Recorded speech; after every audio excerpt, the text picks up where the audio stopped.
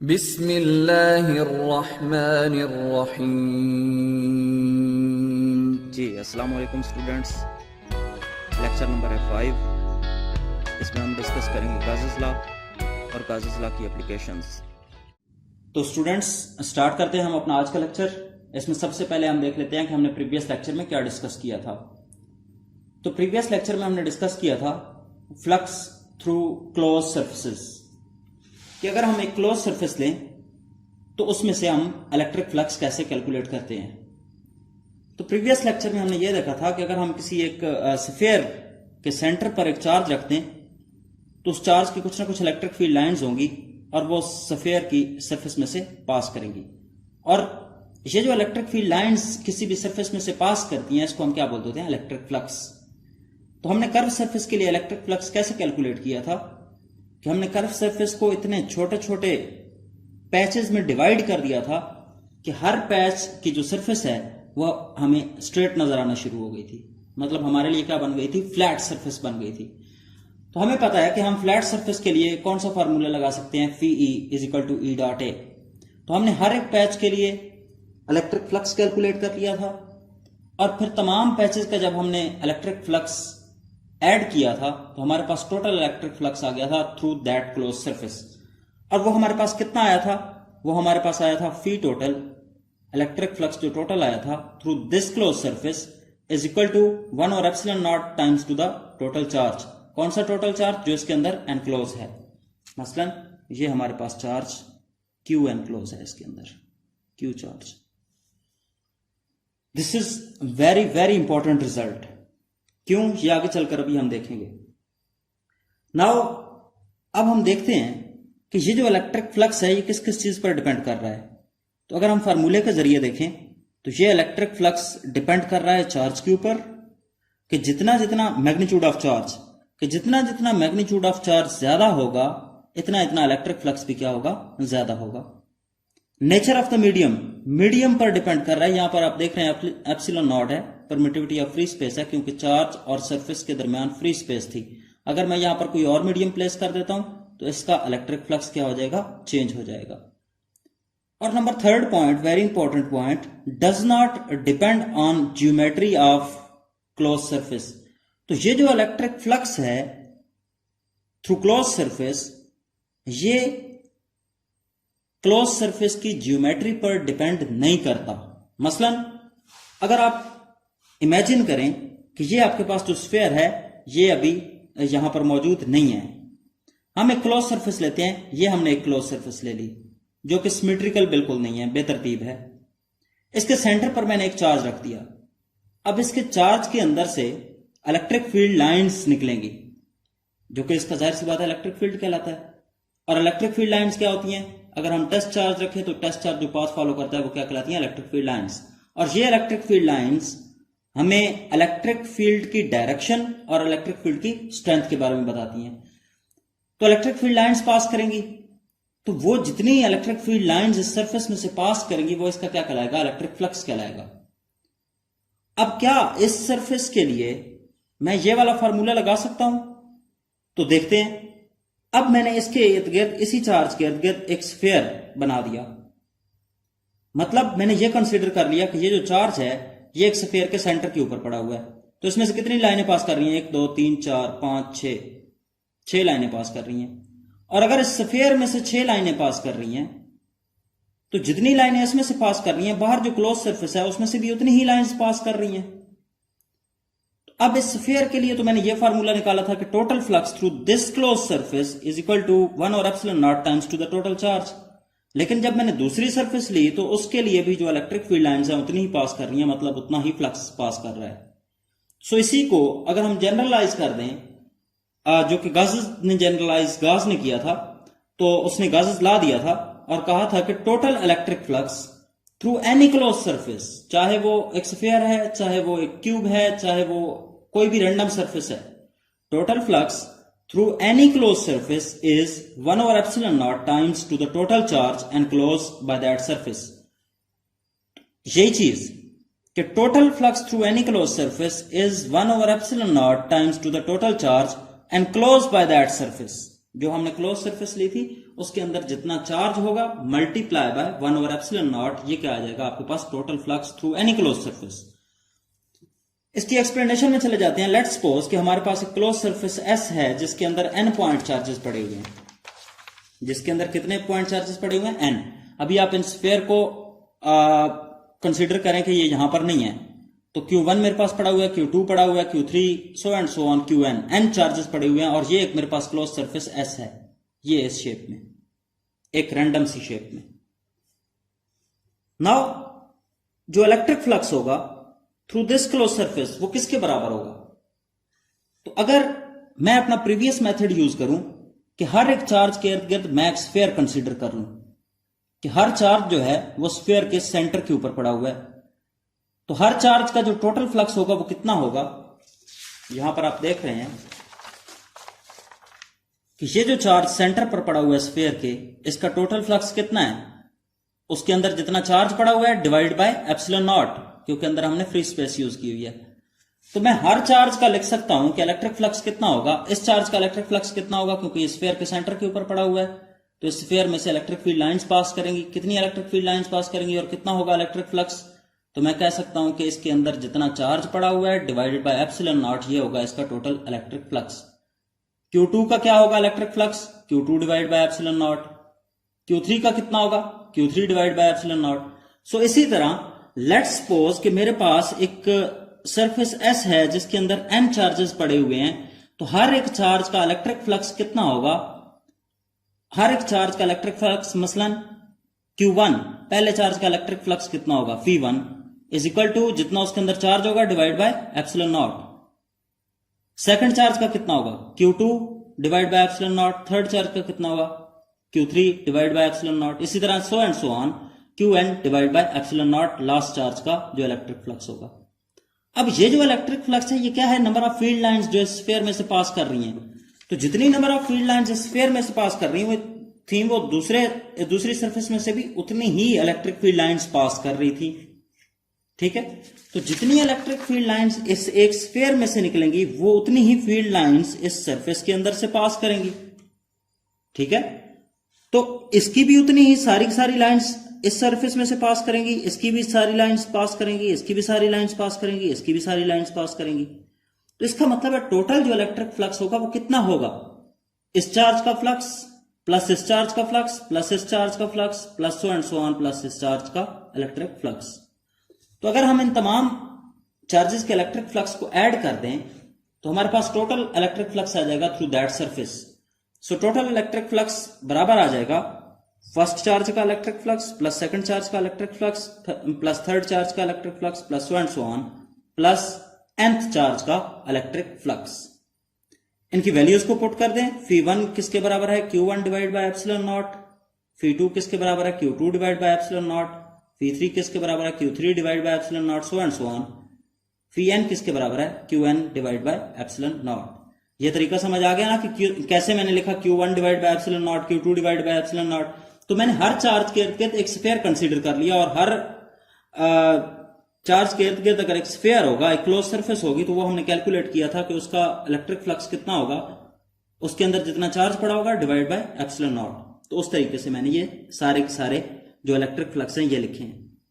So now total electric flux, अब सब में ε0 1 और ε0 क्या आ रहा है? कॉमन आ रहा है, तो कॉमन निकाल ले, अंदर क्या बच जाएगा? Q1 plus Q2 plus Q3 so and so on Qn। तो ये आपके पास बच जाएगा।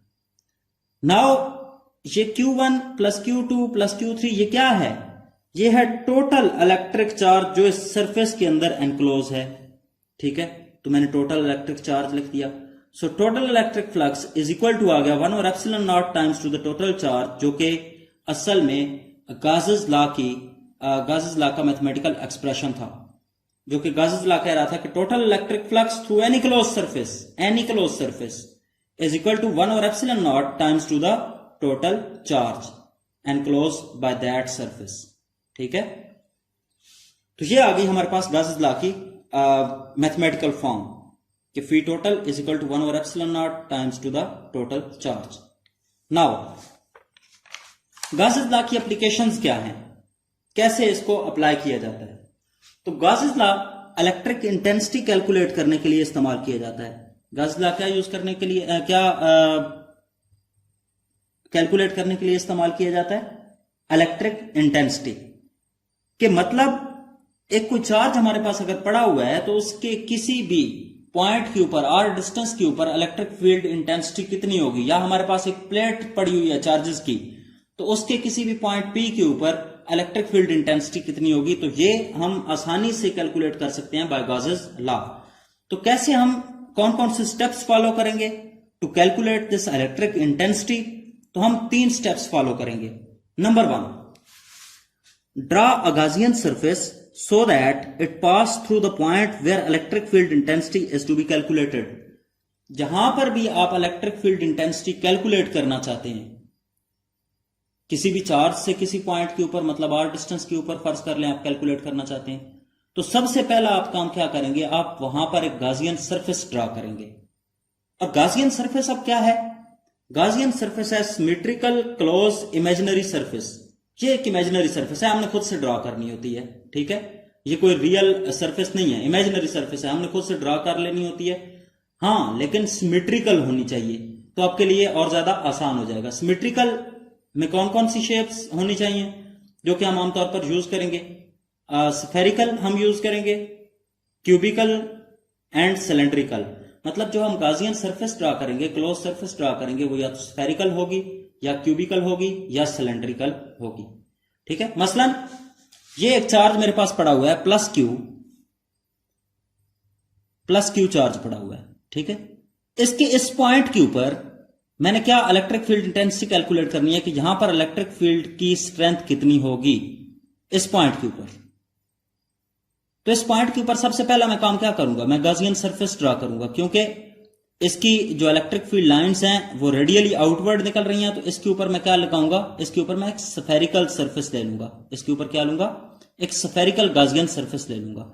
तो ये मैं चूज करूंगा कि मैंने कौन सी इमेजिनरी सरफेस ड्रा करनी है, क्या मैंने स्फेरिकल सिमेट्री वहां पर यूज करनी है, क्यूबिकल यूज करनी है या सिलेंड्रिकल यूज करनी है।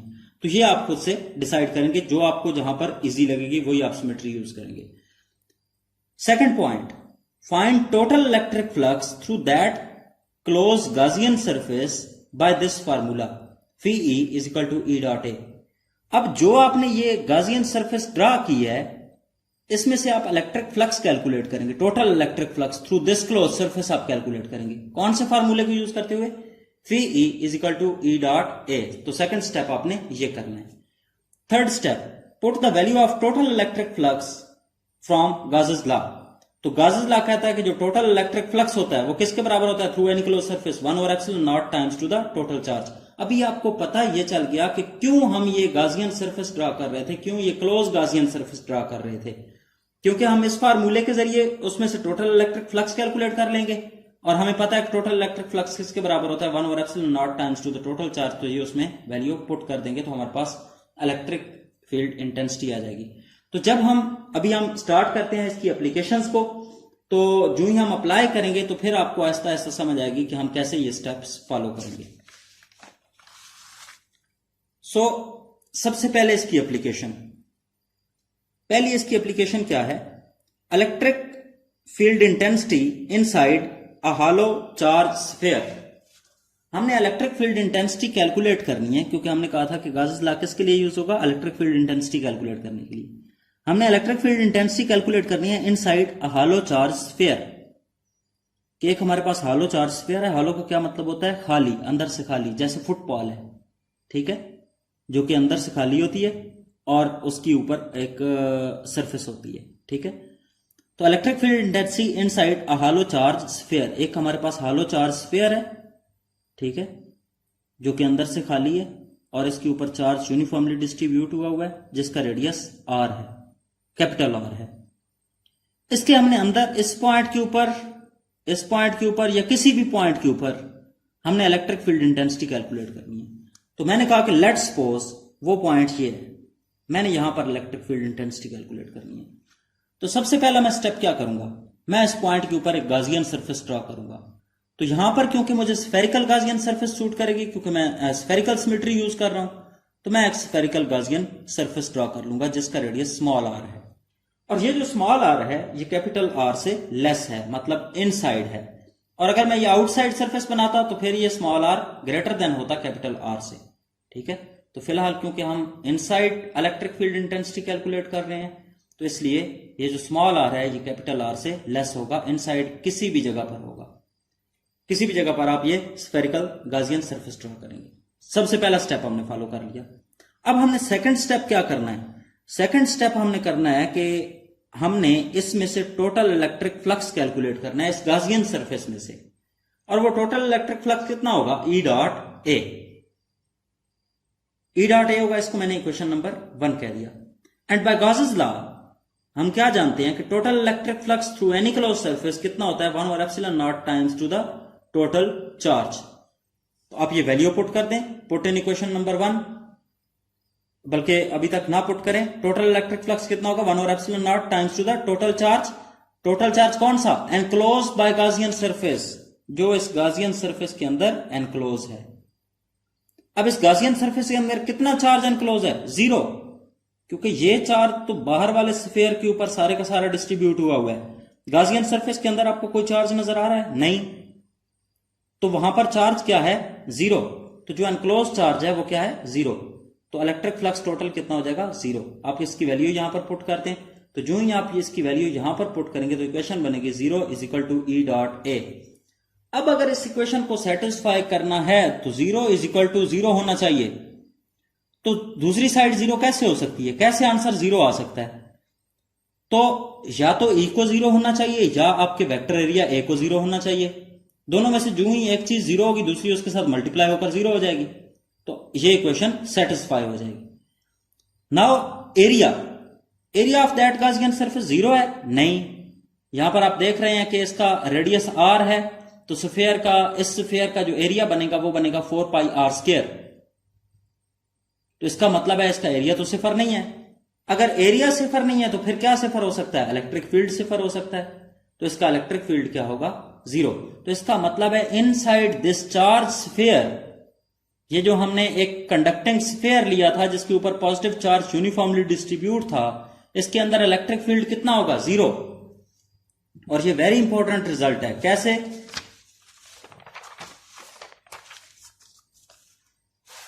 कैसे? So electric field inside a conducting sphere is 0. It means that its field free region, तो इसका मतलब है इलेक्ट्रिक फील्ड 0 है उस स्फीयर के अंदर, उस स्फीयर के अंदर कोई इलेक्ट्रिक फील्ड नहीं है। इसका मतलब है अगर आपने कोई ऐसा एक्सपेरिमेंट परफॉर्म करना हो जिसको आपने इलेक्ट्रिक फील्ड से बचाना हो तो आप क्या करेंगे? आप एक कंडक्टिंग स्फीयर यूज कर लेंगे। तो कंडक्टिंग स्फीयर के अंदर जो ही आप कोई भी एक्सपेरिमेंट परफॉर्म करेंगे तो कंडक्टिंग स्फीयर के अंदर, कंडक्टिंग चार्ज स्फीयर के अंदर इलेक्ट्रिक फील्ड क्या होगा? 0। तो इलेक्ट्रिक फील्ड आपको डिस्टर्ब नहीं करेगा। तो इसलिए हम कह सकते हैं कि so anything can be shielded from electric field by placing in a close conducting sphere, कि अगर हम क्लोज कंडक्टिंग स्फीयर में किसी भी चीज को प्लेस कर देंगे तो उसको हम शील्ड कर सकते हैं, बचा सकते हैं इलेक्ट्रिक फील्ड से। नाउ गॉसेस लॉ की सेकंड एप्लीकेशन स्टार्ट करते हैं। सेकंड एप्लीकेशन में भी हम वही स्टेप फॉलो करेंगे जो हमने फर्स्ट एप्लीकेशन में स्टेप्स फॉलो किए थे। मतलब सबसे पहले हम Gaussian sphere, Gaussian surface draw करेंगे। सेकंड स्टेप हम इलेक्ट्रिक फ्लक्स कैलकुलेट करेंगे, टोटल इलेक्ट्रिक फ्लक्स। कौन से फार्मूले से?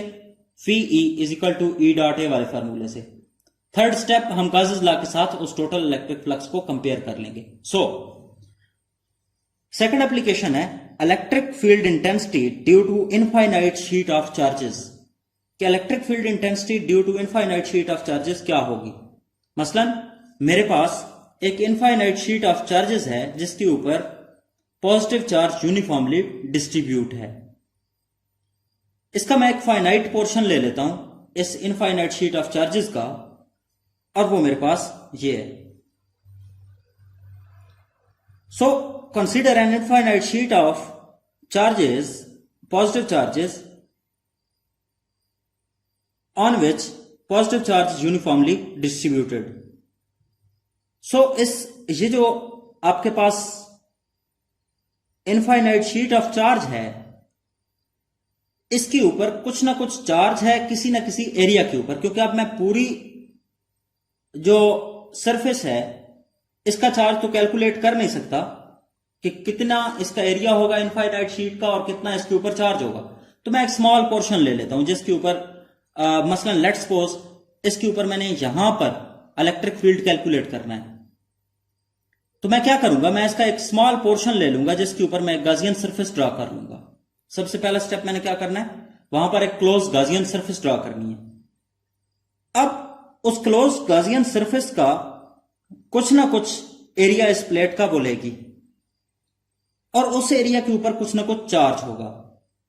तो इसको हम बोलते होते हैं सरफेस चार्ज डेंसिटी, कि किसी सरफेस के एक यूनिट एरिया पर कितना चार्ज है, वो इसकी क्या कहलाती है, सरफेस चार्ज डेंसिटी, जिसको हम सिग्मा से डिनोट करते हैं और जो कि बराबर होती है चार्ज पर यूनिट एरिया, कि एक यूनिट एरिया पर कितना चार्ज है, ये क्या कहलाती है, surface charge density.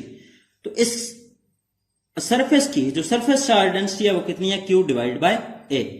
So let's suppose एक पॉइंट P है यहां पर, इस सरफेस से थोड़ा सा ऊपर एक पॉइंट P है, क्लोज है इस सरफेस के एक पॉइंट P है जहां पर मैं क्या कैलकुलेट करना चाहता हूं, इलेक्ट्रिक फील्ड इंटेंसिटी कैलकुलेट करना चाहता हूं। तो उस पॉइंट के ऊपर सबसे पहला काम मैं ये करूंगा कि गाजियन सरफेस ड्रॉ करूंगा, और इस केस में जो मैं गाजियन सरफेस ड्रॉ करूंगा वो एक सिलेंड्रिकल शेप होगी। और इस सिलेंड्रिकल शेप में 3 सरफेसेस होंगी, एक आपकी टॉप सरफेस, एक आपकी बॉटम सरफेस और एक ये जो कर्व सरफेस है, ये जो कर्व सरफेस है। ठीक है, इस सरफेस को मैंने S1 का नाम दे दिया है, इस सरफेस को मैंने S2 का नाम दे दिया है और इस सरफेस को मैंने S3 का नाम दे दिया है। और इन हर एक सरफेस का कुछ ना कुछ एरिया होगा और उसके एरिया की डायरेक्शन क्या होगी, हमने पढ़ा था कि उस एरिया की डायरेक्शन इस सरफेस के ऊपर क्या होगी, परपेंडिकुलर होगी, नॉर्मल की जानिब होगी। तो इस सरफेस का जो वेक्टर एरिया है उसकी ये डायरेक्शन होगी, इस सरफेस के वेक्टर एरिया की ये डायरेक्शन होगी, इस सरफेस के वेक्टर एरिया की ये डायरेक्शन होगी। ठीक है, सो सेकंड स्टेप हमने क्या करना था, हमने टोटल फ्लक्स कैलकुलेट करना था by using formula VE is equal to E dot A। So flux through top surface, सबसे पहले टॉप सरफेस में से फ्लक्स कैलकुलेट करते हैं कि कितना होगा। अब इसमें ये आगे देख लेते हैं, मैंने अलग अलग भी बना दी। ठीक है,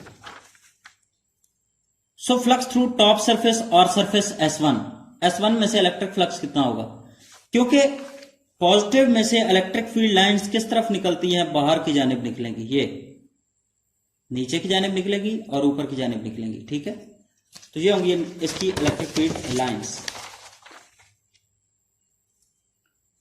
नाउ यहां पर टॉप सरफेस में आप देख रहे हैं कि इलेक्ट्रिक फील्ड बाहर की जानिब है, मतलब परपेंडिकुलर टू है सरफेस, और ये जो वेक्टर एरिया है ये भी परपेंडिकुलर है to this surface. So flux through surface S1 मैंने लिख दिया phi S1 is equal to E dot A। तो डॉट को खत्म करके क्या लगाएंगे, कॉज ऑफ थीटा, तो EA कॉज ऑफ थीटा। यहां पर थीटा क्या है, E और A के दरमियान हमने कहा था कि एंगल है, तो E की भी यही डायरेक्शन है और वेक्टर एरिया की भी यही डायरेक्शन है। तो दो पैरेलल लाइंस के दरमियान एंगल क्या होता है, 0 degree.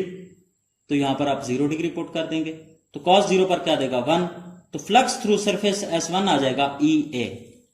Now flux through bottom surface और सरफेस S2, ये जो बॉटम सरफेस में थी इसमें से इलेक्ट्रिक फील्ड लाइंस नीचे की जानिब पास कर रही थी और उसके वेक्टर एरिया की भी डायरेक्शन क्या होगी, नॉर्मल टू दैट सरफेस, लेकिन आउटवर्ड होगी।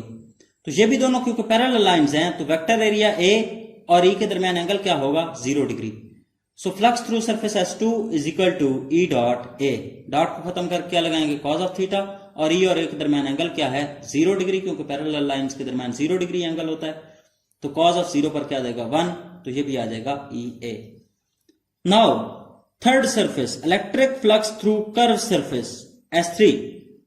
तो ये जो कर्व सरफेस है हमारे पास, इसका जो वेक्टर एरिया होगा ये रेडियली आउटवर्ड होगा, लेकिन इलेक्ट्रिक फील्ड लाइंस की क्या डायरेक्शन है, अपवर्ड, ठीक है, और डाउनवर्ड।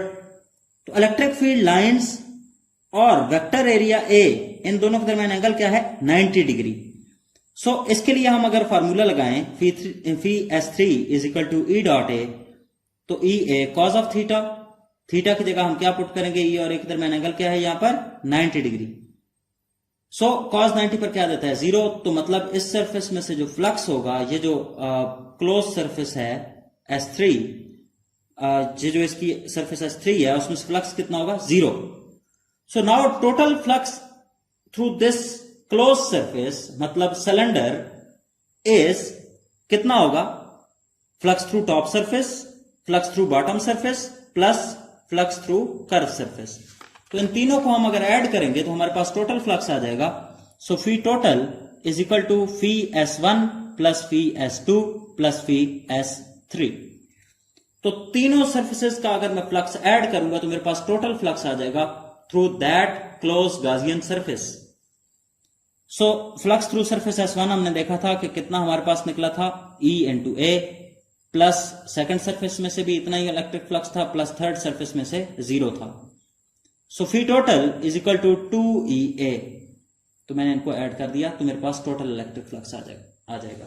तो 2 स्टेप्स हमने मुकम्मल कर लिया। अब तीसरा स्टेप्स क्या है, तीसरा स्टेप है कि हम गॉसेस लॉ के जरिए जानते हैं कि total flux through that Gaussian surface किसके बराबर होगा, Q ओवर एप्सिलॉन नॉट। और आपने अभी देखा है कि चार्ज कितना होगा इस सरफेस के ऊपर जो गॉसियन सिलेंडर के अंदर आ रही थी, तो उसके ऊपर चार्ज कितना होगा, इसको हम बोलते हैं सरफेस चार्ज डेंसिटी। ये बराबर होती है चार्ज पर यूनिट एरिया। तो अगर मैं चार्ज निकालना चाहूं तो वो बराबर आ जाएगा सिग्मा इंटू ए, मतलब सरफेस चार्ज डेंसिटी मतलब multiply by that area, that Gaussian area. Now put in equation number 1। Equation 1 में ये वाली पुट कर दें value Q over epsilon naught. तो total electric flux through any close surface is 1 over epsilon naught times to the total charge is equal to 2EA। So charge कितना था, sigma ए put कर दिया, एरिया से cut जाएगा, तो हमारे पास E किसके बराबर आ जाएगी, इलेक्ट्रिक फील्ड इंटेंसिटी, ये बराबर आ जाएगी सिग्मा डिवाइडेड बाय, ये इधर आकर 2 डिवाइड होगा 2 एप्सिलॉन नॉट। तो ये है this is magnitude of electric field intensity at point P। तो ये है इलेक्ट्रिक फील्ड इंटेंसिटी उस पॉइंट P के ऊपर जो कि इनफाइनाइट शीट के बिल्कुल क्लोज है। In vector form E is equal to sigma divide by 2 epsilon naught into R unit vector. हम इसके साथ R यूनिट वेक्टर लगा देंगे और R यूनिट वेक्टर किस डायरेक्शन में पॉइंट करेगा, R unit vector points normal to the surface, इस सरफेस के नॉर्मल पर पॉइंट करेगा आउटवर्ड, ये आउटवर्ड, चाहे वो नीचे आप पॉइंट लें या चाहे ऊपर पॉइंट लें, सेम डिस्टेंस के ऊपर, ठीक है। तो उसके लिए इलेक्ट्रिक फ्लक्स आपका कितना होगा, इलेक्ट्रिक फील्ड इंटेंसिटी कितनी होगी, सिग्मा ओवर 2 एप्सिलॉन नॉट, और R यूनिट वेक्टर की डायरेक्शन क्या होगी, नॉर्मल टू द सरफेस लेकिन आउटवर्ड। और अगर मैं ये शीट नेगेटिवली चार्ज कर देता तो सिर्फ और सिर्फ इसके जो इलेक्ट्रिक फील्ड की डायरेक्शन होती वो उलट हो जाती, मतलब इनवर्ड हो जाती। तो उसके लिए इलेक्ट्रिक फील्ड इंटेंसिटी का क्या फार्मूला होता है, sigma over 2 epsilon not minus R unit vector. तो ये वाले फार्मूले आपने लाजमी याद रखने हैं क्योंकि ये वेरी इंपॉर्टेंट है। नाउ गॉसेस लॉ की अभी हम थर्ड एप्लीकेशन पढ़ेंगे। तो 2 एप्लीकेशंस हमने डिस्कस कर ली। तो थर्ड एप्लीकेशन में क्या है कि electric field intensity between 2 oppositely charge parallel plates, कि अगर 2 हम अपोजिटली चार्ज पैरेलल प्लेट्स ले लें तो इनके दरमियान में हम इलेक्ट्रिक फील्ड इंटेंसिटी कैसे कैलकुलेट करेंगे। तो हमने कहा था कि हम गॉसेस लॉ यूज करेंगे इलेक्ट्रिक फील्ड इंटेंसिटी कैलकुलेट करने के लिए। तो कैसे गॉसेस लॉ यूज करेंगे, 3 स्टेप्स फॉलो करेंगे। पहली गॉसियन सरफेस ड्रा करेंगे, दूसरा electric flux through that close surface by formula phi E is equal to E dot A use करेंगे। तो टोटल इलेक्ट्रिक फ्लक्स कैलकुलेट कर लेंगे और उसको कंपेयर कर लेंगे गॉसेस लॉ के साथ।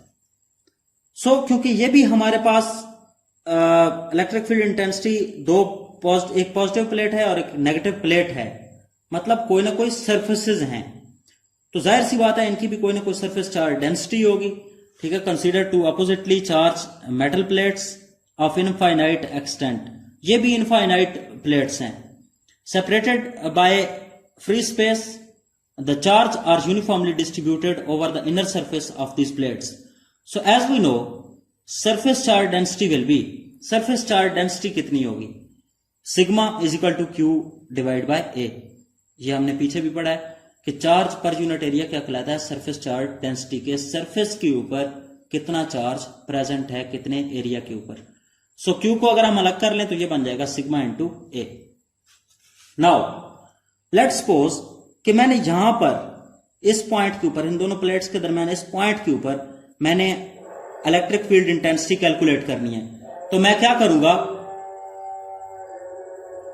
तो मैं करूंगा ये कि सबसे पहले इस पॉइंट के ऊपर मैं गाजियन सरफेस ड्रा करूंगा, और इस केस में मैं कौन सी गाजियन सरफेस ड्रा करूंगा, इसमें मैं क्यूबिकल गाजियन सरफेस ड्रा करूंगा, मतलब इसके ऊपर एक डब्बा रख दूंगा।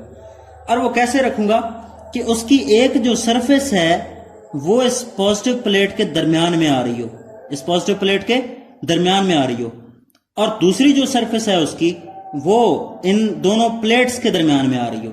ठीक है, तो अब इनमें से मैं हर एक में से इलेक्ट्रिक फ्लक्स कैलकुलेट करने की कोशिश करता हूं। अब इस क्यूब की 6 साइड्स होंगी, ये एक ऊपर वाली साइड होगी, ऊपर वाली साइड की तरफ क्योंकि इलेक्ट्रिक फील्ड लाइंस नहीं आएंगी, इलेक्ट्रिक फील्ड लाइंस पॉजिटिव से स्टार्ट होंगी और नेगेटिव पर एंड होंगी। ठीक है, तो उसमें से भी इलेक्ट्रिक फ्लक्स जीरो होगा, और नीचे वाली बॉटम जो सरफेस होगी उसमें से भी इलेक्ट्रिक फ्लक्स क्या होगा, जीरो होगा। तो इसलिए वो वाली सर्फेसेज मैं कंसीडर नहीं कर रहा, मैं सिर्फ 4 सर्फेसेज कंसीडर कर रहा हूं। सो ये मेरे पास सरफेस S1 है, ये मेरे पास सरफेस S2 है, ये सरफेस S3 है, और ये सरफेस S4 है। ये इस तरह की सर्फेसेज हैं, ये इस तरह सरफेस है, ये इस तरह पूरी सरफेस है, ये इस तरह पूरी सरफेस है, और ये इस तरह पूरी एक सरफेस है। ठीक है, ये लाइनें नहीं है। सो फ्लक्स थ्रू सरफेस S1, ये जो सरफेस S1 है इसमें से फ्लक्स कितना होगा, तो Φ1 is equal to E dot A. Dot को खत्म करके हम क्या लगाएंगे, कॉज ऑफ थीटा लगाएंगे। तो कॉज ऑफ थीटा किसके दरमियान एंगल है, E और A के दरमियान। तो यहां पर ये जो सरफेस S1 है इसके अंदर E की वैल्यू क्या है, क्योंकि जो मेटल प्लेट्स होती हैं इनकी सरफेस के ऊपर चार्ज होता है, जो लास्ट आपके पास सरफेस होती है, मसलन ये इनर सरफेस है इसके ऊपर चार्ज है, लेकिन मेटल के अंदर जो इलेक्ट्रिक फील्ड होता है वो हमेशा क्या होता है, जीरो होता है। तो इसलिए सरफेस S1 क्योंकि यहां पर इलेक्ट्रिक फील्ड जीरो है तो इसमें से कोई इलेक्ट्रिक फील्ड लाइंस पास नहीं करेंगी, तो इलेक्ट्रिक फील्ड क्या होगा, zero, because electric field inside metal is zero. So जब इलेक्ट्रिक फील्ड ही जीरो होगा तो आपका इलेक्ट्रिक फ्लक्स क्या हो जाएगा, जीरो हो जाएगा। सो सेकंड सरफेस के थ्रू इलेक्ट्रिक फ्लक्स कितना होगा, Φ2 is equal to E dot A. अब सरफेस S2 इसका वेक्टर एरिया क्या होगा, अब ये सरफेस है S2, इसका वेक्टर एरिया होगा इसके ऊपर नॉर्मल की जानिब ये, और इलेक्ट्रिक फील्ड की क्या डायरेक्शन है, ये। सो E डॉट ए, डॉट को खत्म करके क्या लगाएंगे, cos of theta. Cause of theta क्या है, angle between electric field intensity E and vector area A। So E और A के दरमियान एंगल यहां पर क्या बन रहा है, 90 डिग्री, और अगर 90 डिग्री एंगल बनेगा तो cos 90 पर क्या देगा, जीरो, तो इसका मतलब है इसमें से इलेक्ट्रिक फ्लक्स क्या होगा, जीरो। इसी तरह ये जो सरफेस S3 है इन दोनों के दरमियान भी इसका भी वेक्टर एरिया इस डायरेक्शन में पॉइंट कर रहा है और इस डायरेक्शन में इलेक्ट्रिक फील्ड लाइंस पॉइंट कर रही हैं, तो इसका भी इलेक्ट्रिक फ्लक्स जीरो होगा, जो कि ये अगले पेज पर मैं आपको दिखा देता हूं। ये तो इसका भी इलेक्ट्रिक फ्लक्स क्या होगा, जीरो होगा। ठीक है, so electric flux through surface S4, ये जो सरफेस S4 है इसमें से इलेक्ट्रिक फ्लक्स कितना होगा, ये जो सरफेस S4 है ये इस तरह है सरफेस, ये इसका वेक्टर एरिया की डायरेक्शन इस जानिब होगी और इलेक्ट्रिक फील्ड लाइंस की भी डायरेक्शन इसी की जानिब है, तो दो पैरेलल लाइंस के दरमियान एंगल क्या होता है, 0 डिग्री, तो ये याद रखना है। सो डॉट को खत्म कर क्या लगाऊंगा, E A, cause of theta. Cause of theta, theta क्या है, E और A के दरमियान एंगल, और वहां पर कितना एंगल था, अभी अभी हमने देखा पैरेलल लाइंस के दरमियान 0 डिग्री, तो 0 पुट किया तो कॉज ऑफ 0 पर क्या हो जाएगा, 1। सो Φ4 इज इक्वल टू EA, तो ये आपके पास आ गया। तो आपको 3 सर्फेसेस के लिए आपका इलेक्ट्रिक फ्लक्स क्या आया, 0, और एक सरफेस के लिए क्या आया, EA।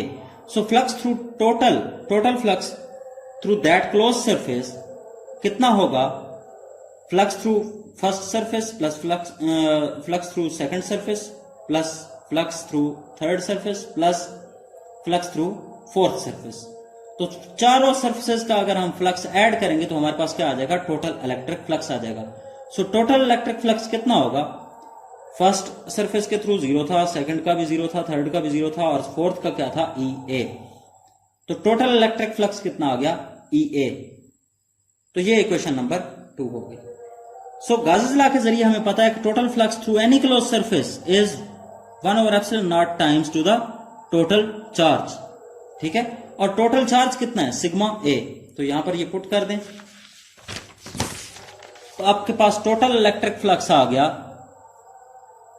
सिग्मा ए, क्यू की जगह हमने क्या पुट कर दिया, सिग्मा ए। इलेक्ट्रिक फील्ड दूसरी आपके पास ये है surface charge density multiply by area A divided by epsilon not. इसको पुट कर दें इन इक्वेशन नंबर 2, जो कि हमने यहां पर टोटल इलेक्ट्रिक फ्लक्स निकाला था, यहां पर पुट कर दें तो ये आ जाएगा sigma A divided by epsilon naught into is equal to E A. तो ये आपके पास आ गया sigma A total electric flux की जगह हमने पुट कर दिया divide by epsilon naught is equal to E A. Area के साथ कट जाएगा तो इलेक्ट्रिक फील्ड इंटेंसिटी कितनी आ जाएगी, sigma over epsilon naught. So this is magnitude of electric field intensity due to two oppositely charge plates. तो हमने यही कहा था कि इलेक्ट्रिक गाजेस लॉ को हम यूज करके इलेक्ट्रिक फील्ड इंटेंसिटी बहुत ही आसानी के साथ कैलकुलेट कर सकते हैं।